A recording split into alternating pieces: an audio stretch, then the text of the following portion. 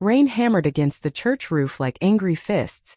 I stood beside my mother's coffin, my knuckles white as I gripped the crumpled eulogy in my hands. The words blurred together. I'd read them 100 times that morning, but they felt hollow now. Around me, mourners whispered condolences. Aunts I barely knew dabbed their eyes with tissues. Cousins I'd grown up with shuffled their feet uncomfortably. Everyone moved through the motions of grief, but no one really knew her. Least I thought I did. That changed in a single moment.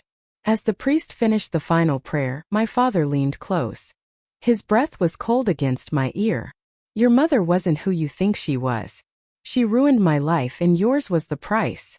The words hit harder than any physical blow. My grief curdled instantly into confusion and anger. I turned to face him, whispering urgently, "What are you talking about?" He just smirked, a small cruel expression I'd never seen before, and walked away, leaving me standing there trembling with more questions than answers. Cameras flashed around me. People stared. But all I could hear was his voice echoing in my mind. My name is Isabella Corbin, though everyone calls me Izzy. I'm 28 years old, and I teach 4th grade at Riverside Elementary. Before that day at the funeral, my life felt simple and predictable. I grew up in a quiet house on Maple Street with 2 parents who seemed ordinary in every way. My mother, Mary Ann, was a gentle woman with soft brown eyes and hands that always smelled like lavender. She spent her time gardening, reading books, and taking care of our home with quiet dedication. She never complained, never raised her voice, never demanded anything from anyone. My father, Richard, was distant in the way some fathers are. He went to work, came home for dinner, read the newspaper, and seemed content to exist in the background of our lives. I always assumed their marriage was strained because of my mother's long illness. She suffered from respiratory problems that worsened over the years, and Dad seemed to tolerate her sickness the way you might tolerate bad weather. I never questioned it. I accepted it as simply how their relationship worked. Looking back now, I realize how blind I was. 3 days after the funeral, I was sorting through my mother's things when I found it. Hidden in the back of her sewing room, tucked behind bolts of fabric she never used, sat a sealed wooden box. It was small, no bigger than a shoebox, but something about it felt important. Inside, I discovered letters bound with faded ribbon, old photographs, and a bank passbook in a name I didn't recognize. Eleanor Wren. My heart began to race. Eleanor Wren wasn't my mother's name. Marion Corbin was. My hand shook as I opened the bank passbook. The account was from 30 years ago, before I was born. Deposits and withdrawals filled the pages in careful handwriting. Attached to the passbook was a photograph of my mother standing in front of a small shop with a painted sign that read, "Eleanor's Light." She looked younger, healthier, and genuinely happy in a way I'd never seen before. That expression was completely different from the tired, resigned woman I'd known my whole life. I sat on the floor for what felt like hours, holding these objects, knowing that something fundamental had shifted. My mother had secrets. My mother had been someone else entirely. That evening, I confronted my father in the living room. He was watching television when I entered, and I didn't bother with gentle questioning. I simply held up the bank passbook and asked, "What is this?" He stiffened. For a moment he said nothing, just stared at the television screen as if I hadn't spoken. Then he laughed, a cruel short sound that made my skin crawl. "You were never supposed to find that," he said finally, his voice flat and cold. "Your mother lived 2 lives." I stepped forward, demanding answers. Who was Eleanor Wren? What was the shop? Where did this money come from? My father stood up slowly, his expression darkening. "Stop asking questions, Izzy. Some things are better left alone." His eyes held a challenge, daring me to press further, but he refused to say anything else. He simply walked past me and left the room. That night, I sat at my mother's old desk with all the letters spread in front of me. I read until dawn, piecing together fragments of a life I never knew existed. The letters were from someone named Thomas, and they were filled with expressions of love, plans for a future, and eventually heartbreak. Each word revealed a piece of my mother I'd never known. The next morning, fueled by confusion and determination, I drove to the small coastal town mentioned repeatedly in the letters. Willow Creek was about 3 hours from my home, a quiet place where the ocean seemed to stretch endlessly. Main Street had the feel of a place stuck in time, with old-fashioned storefronts and weathered signs. I walked into a local coffee shop and showed the owner a photograph of my mother from the letters. Her face changed immediately. "Eleanor Wren," she said softly. "I haven't thought about her in years. She was so kind. She owned that art shop down the street, Eleanor's Light. Everyone loved her." I asked where Eleanor had gone, and the owner's expression became sadder. "She just disappeared one day. One week she was there, the next she was gone.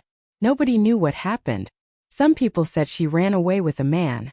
Others said her husband made her leave. But nobody really knew." I thanked her and walked down the street until I found the old shop. It was closed now, windows boarded up, but I could still see the faint outline of the painted sign. My mother had lived here. She had built a life here. And then she'd left it all behind. Over the next week, I spent hours in Willow Creek's town records office, going through dusty files and old documents. What I discovered was shocking. My mother had been married before. Not to my father, but to someone named Thomas Monroe. The marriage certificate was dated 28 years ago, just before I was born. But there was more. The marriage had been annulled. Years later she remarried to Richard Corbin. My parents had essentially erased their first marriage and started over with new identities in a new place. The timeline confused me at first, but then it clicked.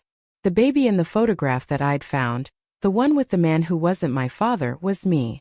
Which meant Thomas wasn't just some man from my mother's past. He was possibly my biological father. My hands trembled as I held these records. Everything I thought I knew about my family was a lie. I decided to visit my Aunt Lorna, my father's sister, hoping she might explain what had happened. She lived in a small house near the city, and when I arrived, she welcomed me with warm hugs and offers of tea. For the first time since the funeral, she seemed genuinely happy to see me. We sat in her living room, and I carefully brought up Eleanor Wren. The moment the name left my lips, everything changed. Aunt Lorna's face turned cold. Her smile disappeared. "Where did you hear that name?" she demanded, her voice sharp in a way I'd never heard before. "That's your mother," I said carefully. Lorna stood up, agitated. "Your mother's name was Mary Ann. That's all you need to know." When I pressed further, she warned me to stop digging. "Your mother ruined this family," she hissed. "She brought shame on all of us. If your father has kept the truth from you, it's because he was protecting you. Leave it alone, Izzy. Some secrets are kept for good reasons." I left her house more confused than ever, but I knew one thing for certain. My family had been lying to me my entire life. Back at my apartment, I went through all of my mother's old photograph albums. I'd looked through them before, but I'd never really seen them. Now I examined every image carefully. And then I found it. A photograph tucked into the back of the final album. It showed my mother young and glowing, holding a newborn baby. That baby was me. Standing beside her, with his arm around her shoulders, was a man I didn't recognize. He had kind eyes and a gentle smile. He looked at my mother the way you look at someone you love completely. My father, the man who'd raised me, was nowhere in that photograph. I held it in my shaking hands, unable to deny what it meant. My entire life had been constructed around a fundamental lie. The man I'd called Dad my whole life was not my biological father. And my mother had loved someone else. I made a decision that terrified me. I ordered a DNA testing kit online and submitted my sample. The waiting period felt endless. I went through the motions of my normal life, teaching my students, grading papers, going to the grocery store, but my mind was elsewhere. Every night I checked my email, hoping the results would be ready. When they finally came 2 weeks later, I sat alone in my apartment and opened them with trembling fingers. Richard Corbin was not my biological father. There was a match in the database. Someone named Thomas Monroe had submitted his DNA as well. The test showed a 99.9% probability that Thomas was my biological father. I read the results 3 times to make sure I hadn't misunderstood. But there was no confusion. My father, the man I'd grown up with, had raised me knowing I wasn't his biological child. He'd lied about it my entire life. Searching through my mother's personal files, I discovered a folder labeled Medical Records. Inside were documents related to her death. The death certificate stated respiratory failure as the cause, which seemed to align with her long illness. But attached to it were medical notes from the hospital that made my blood run cold. There were mentions of unusual toxins, irregular foreplacement, and a note from a night nurse questioning whether the foreline had been tampered with. The notes were vague, written in medical language I didn't fully understand, but the implication was impossible to ignore. My mother might not have died naturally. She might have been poisoned. I read those notes over and over, trying to convince myself I was misinterpreting them. But deep down, I knew the truth was far darker than I'd imagined. I needed answers, so I did something I'm not proud of. I called Celia, a woman my father had been seeing after my mother's death. I pretended I knew everything about their relationship and asked leading questions. Celia, caught off guard by my false confidence, began to panic. Words spilled out of her mouth before she could stop them. "He said she was taking money from him," Celia said nervously. "He said she was becoming unstable. He said she had to go quietly." I didn't know what he meant at the time, but now.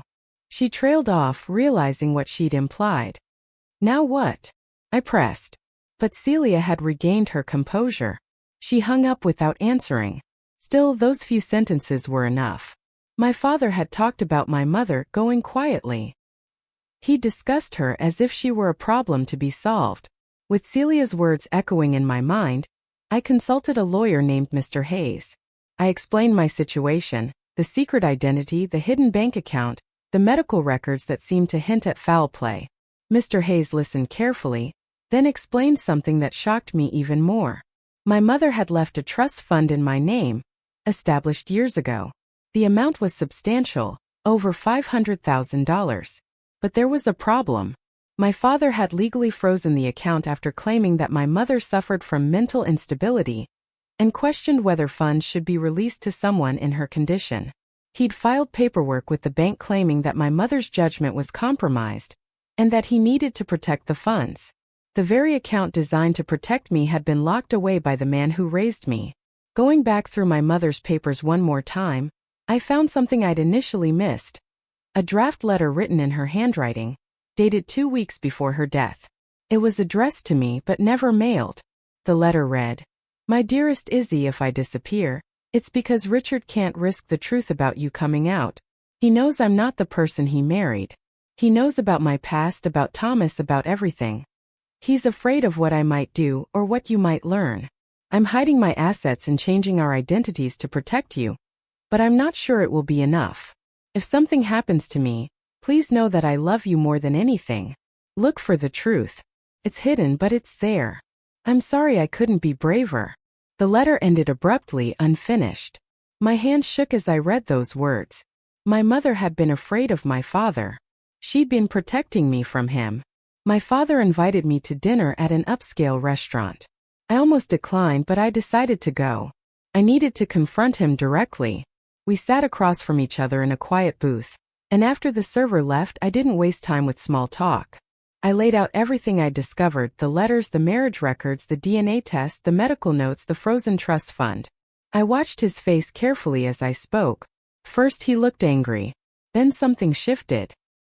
He seemed almost relieved, as if carrying the secret had been exhausting. Finally he began to talk. "Your mother was an heiress," he said quietly. "The Wren family, they had old money from shipping and real estate. Marianne was their only child, and she inherited everything. I married her for that money, yes. That's the truth. But over time she discovered my affairs, my lies, my infidelities. She was going to leave me and take everything with her. So I told her I'd make sure you never knew the truth about your birth. I told her if she left, I'd take you from her and she'd never see you again. She was terrified of losing you, so she stayed. She stayed and suffered in silence while I controlled everything." He paused, his voice becoming colder. "As for your birth, yes, Thomas was your biological father. But that ended years ago. Your mother and I remarried under new names because her family was unstable. They would have interfered. I was protecting you both." After our dinner confrontation, I returned to Willow Creek with a new purpose. I went to the courthouse and requested all records related to my mother's estate and will. What I found was remarkable. My mother had created a will, properly witnessed and notarized, naming me as the sole beneficiary of the Wren estate. The will was dated just 3 months before her death and left everything to me: the original family home, the business assets, investment accounts, and all property holdings. The total value was over $10 million. My mother had been secretly preparing to leave me her entire fortune. She'd known something was wrong. She'd anticipated that she might not survive, and she'd made sure I would be protected. When I tried to file the will with the probate court, I ran into a problem. The lawyer handling my mother's estate, a man named Mr. Turner, kept delaying the process. He asked for endless additional documents, claimed there were questions about my mother's mental competency at the time she wrote the will, and suggested that perhaps the will should be challenged. When I pushed back, Mr. Hayes did some investigating and discovered that Mr. Turner had been receiving payments from my father for years. My father had essentially paid off the lawyer to prevent my mother's true will from being executed. Every legal barrier placed in front of me had been deliberately constructed by my father using his money and influence. I made a decision that both terrified and empowered me. I filmed a video confession titled "The Truth My Father Hid About My Mother" and uploaded it to multiple platforms. In the video, I explained everything: the secret marriage, the hidden identity, the frozen trust fund, the mysterious medical notes, and most importantly, my mother's real will. I included photographs, documents, and a heartfelt tribute to the mother I'd never known. I expected the video to get maybe a few hundred views. Instead, it went viral. Within 48 hours, it had been shared hundreds of thousands of times. News outlets picked up the story. Social media exploded with support for my mother's memory and outrage at my father's alleged deception. The public sympathy was overwhelming. The viral video changed everything. Because of the media attention and public pressure, the police agreed to reopen the investigation into my mother's death. They contacted a retired nurse named Patricia Williams who had been on duty the night my mother died. Patricia provided a sworn statement confirming what I'd suspected. She had found my mother's foreline had been deliberately tampered with. The needle had been positioned at an odd angle, and there were traces of an unknown substance in the fore tubing. Patricia had reported her concerns to hospital administration at the time, but nothing had come of it. Now, with public scrutiny on the case, she was willing to speak publicly. 2 weeks after Patricia's statement, police arrived at my father's home with an arrest warrant. He was taken into custody and charged with fraud, document falsification, and misappropriation of funds. The charge for my mother's death was listed as suspicious, pending further investigation. I watched from a distance as he was led away in handcuffs, his face pale and shocked.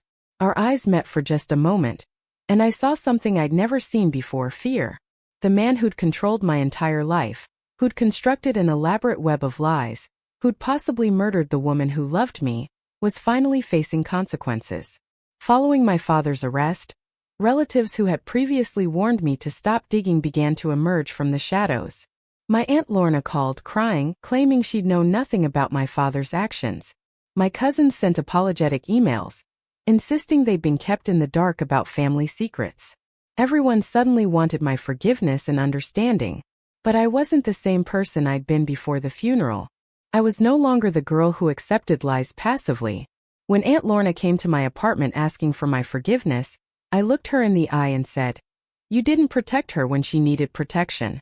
Don't pretend to care about me now." I wasn't cruel about it, but I was firm. I had learned to set boundaries with people who had failed me. Through online records, I tracked down Thomas Monroe.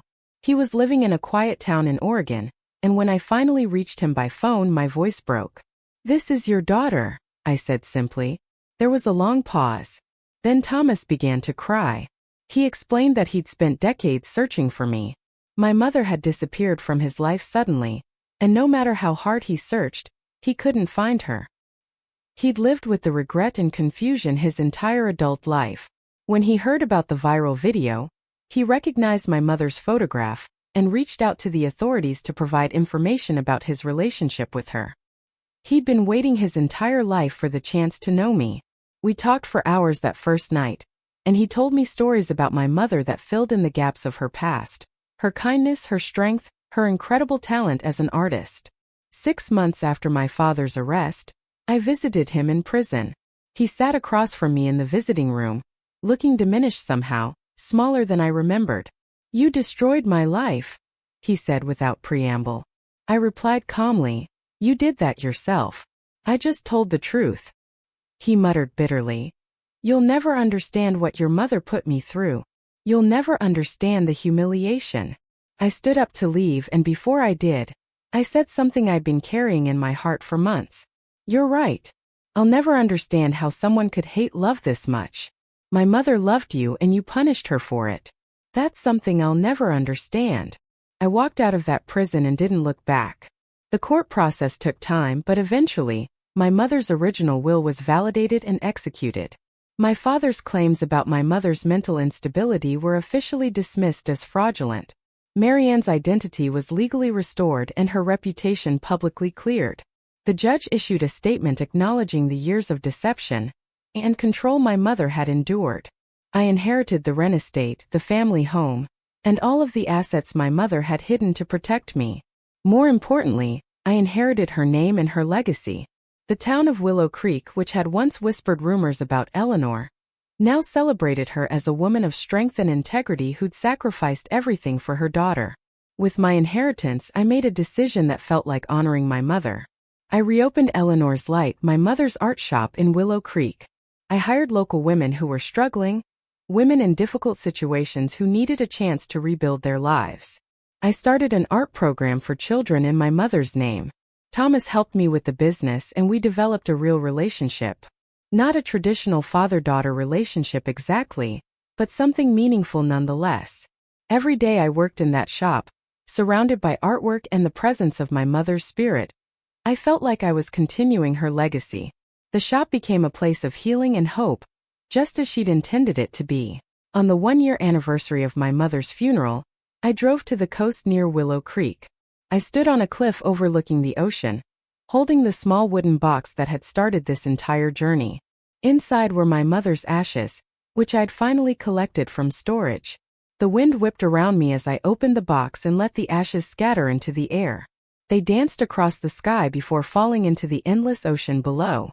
"They tried to bury your name," I whispered into the wind. "But I made them remember. I made them all remember who you really were, Mom. You were strong. You were kind. You were brave. And you were loved." As the final ashes disappeared into the sea, I felt something shift inside me.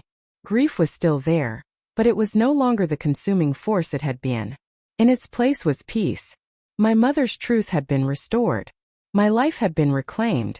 The lies that had shaped my entire existence had been exposed and destroyed. And I was finally free to become the person I was meant to be. Not the daughter of a liar, but the daughter of Marianne Wren, a woman of extraordinary courage who'd loved her daughter enough to hide an entire fortune to protect her.